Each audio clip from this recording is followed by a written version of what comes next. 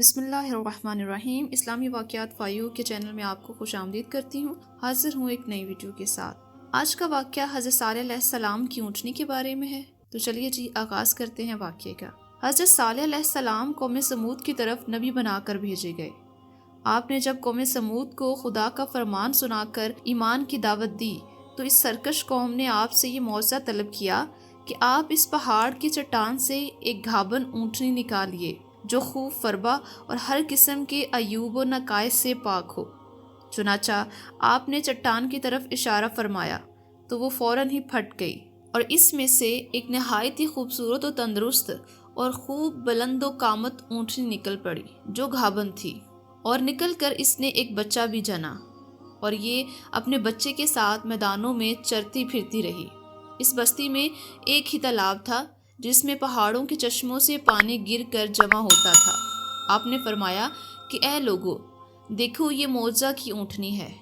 ایک روز تمہارے تالاب کا سارا پانی یہ پی ڈالے گی، اور ایک روز تم لوگ پینا۔ قوم نے اس کو مان لیا۔ پھر آپ نے قوم سمود کے سامنے یہ تقریر فرمائی کہ سورہ الاعراف رکوع نمبر 10 کہا، اے میری قوم، اللہ کی عبادت کرو، اس کے سوا کوئی تمہارا معبود نہیں۔ بے شک تمہارے پاس تمہارے رب کی طرف سے روشن دلیل آ گئی۔ یہ اللہ کی اونٹنی ہے، تمہارے لیے نشانی ہے، تو اسے چھوڑ دو کہ اللہ کی زمین میں چرے، اور اسے برائی سے ہاتھ نہ لگاؤ کہ تمہیں دردناک عذاب آئے گا۔ چند دن تو قوم سمود نے تکلیف کو برداشت کیا کہ ایک دن ان کو پانی نہیں ملتا تھا، کیونکہ اس دن تالاب کا سارا پانی اونٹنی پی جاتی تھی۔ اس لیے ان لوگوں نے طے کر لیا کہ اس اونٹنی کو قتل کر ڈالیں۔ چنانچہ اس قوم میں قدار بن صائف، جو سرخ رنگ کا بھوری آنکھوں والا چھوٹے قد والا آدمی تھا، اور ایک زناہ کار عورت کا لڑکا تھا، ساری قوم کے حکم سے اس اونٹنی کو قتل کرنے کے لیے تیار ہو گیا۔ حضرت صالح علیہ السلام منع ہی کرتے رہے، لیکن قدار بن صالف نے پہلے تو اونٹنی کے چاروں پاؤں کو کاٹ ڈالا، پھر اس کو ذبح کر دیا، اور انتہائی سرکشی کے ساتھ حضرت صالح علیہ السلام سے بے ادبانہ گفتگو کرنے لگا۔ چنانچہ اللہ تعالیٰ کا ارشاد ہے، سورہ اعراف رکوع نمبر 8، ان لوگوں نے اونٹنی کو ذبح کر دیا اور اپنے رب کے حکم سے سرکشی کی، اور یہ بولے کہ اے صالح، ہم پر لے آؤ وہ عذاب جس کا تم وعدہ دے رہے ہو اگر تم رسول ہو۔ پھر اس قوم پر اللہ کا عذاب آ جاتا ہے، زلزلے کا عذاب۔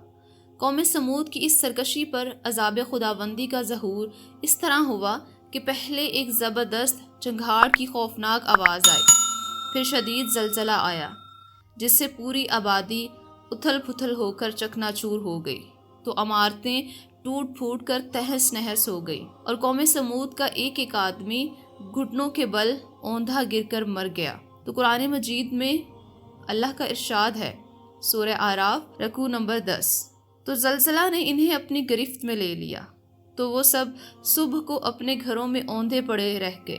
حضرت صالح علیہ السلام نے جب دیکھا کہ پوری بستی زلزلوں کے جھٹکوں سے تباہ برباد ہو کر اینٹ پتھروں کا ڈھیر بن گئی اور پوری قوم ہلاک ہو گئی، تو آپ کو بڑا صدمہ اور قلق ہوا، اور آپ کو قوم سمود اور ان کی بستی کے ویرانوں سے اس قدر نفرت ہو گئی کہ آپ نے ان لوگوں کی طرف سے منہ پھیر لیا اور اس بستی کو چھوڑ کر دوسری جگہ تشریف لے گئے، اور چلتے وقت مردہ لاشوں سے یہ فرما کر روانہ ہو گئے کہ سورہ اعراف رکوع نمبر 10، اور کہا، اے میری قوم، بے شک میں نے تمہیں اپنے رب کا پیغام پہنچا دیا اور تمہاری خیر و خواہی کرتا رہا، لیکن تم خیر خواہوں کو پسند ہی نہیں کرتے۔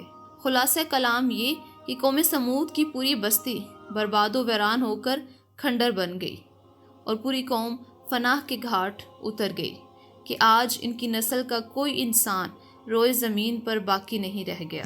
درس ہدایت، اس واقعہ سے یہ سبق ملتا ہے کہ جب ایک نبی کی ایک اونٹنی کو قتل کر دینے والی قوم عذاب الہی کی تباہ کاریوں سے اس طرح فنا ہو گئی کہ ان کی نسل کا کوئی انسان بھی روئے زمین پر باقی نہ رہ گیا، تو جو قوم اپنے نبی کی آل و اولاد کو قتل کر ڈالے گی، وہ بھلا عذاب الہی کے قہر سے کب اور کس طرح محفوظ رہ سکتی ہے۔ چنانچہ تاریخ شاہد ہے کہ کربلا میں اہل بیت نبوت کو شہید کرنے والے یزیدی کوفیوں اور شامیوں کا یہی حشر ہوا کہ مختار بن عبید کے دور حکومت میں یزیدیوں کا بچہ بچہ قتل کر دیا گیا اور ان کے گھروں کو تخت و تاراج کر کے ان پر گدھوں کے ہل چلائے گئے، اور آج روئے زمین پر ان یزیدیوں کی نسل کا کوئی بچہ باقی نہیں رہ گیا۔ امید ہے آپ کو واقعہ اچھا لگا ہوگا اور اسے سبق بھی سیکھ لیا ہوگا۔ چینل کو ضرور سبسکرائب کر لیجیے گا، ویڈیو کو اپنے پیاروں کے ساتھ ضرور شیئر کیجیے گا۔ شکریہ، اللہ حافظ۔